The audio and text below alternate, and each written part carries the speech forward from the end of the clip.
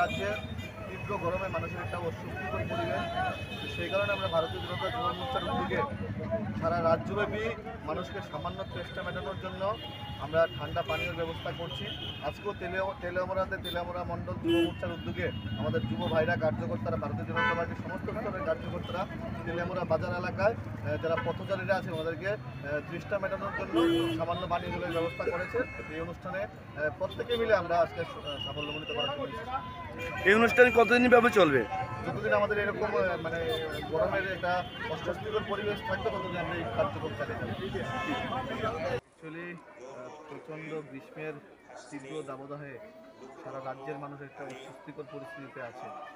সেই সুবাদে আমরা প্রদেশ যুব মোর্চার উদ্যোগে সারা রাজ্যব্যাপী একটা কার্যক্রম হাতে নিয়েছি। পথচারীদের মধ্যে ঠান্ডা পানীয় জল বিতরণ এবং বিভিন্ন এলাকায় বৃক্ষরোপণ। সেই সুবাদে আজকে তেলিয়ামুড়া মণ্ডল যুব মোর্চার উদ্যোগে দুইটা কার্যক্রম নেওয়া হয়।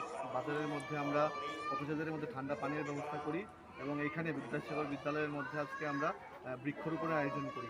আমাদের একটাই উদ্দেশ্য, আমরা অন্যান্য রাজনৈতিক দলের মতো না, আমরা দ্য পার্টি উইথ ডিফারেন্সেস, অন্যান্য যুব সংগঠন থেকে আমরা আলাদা।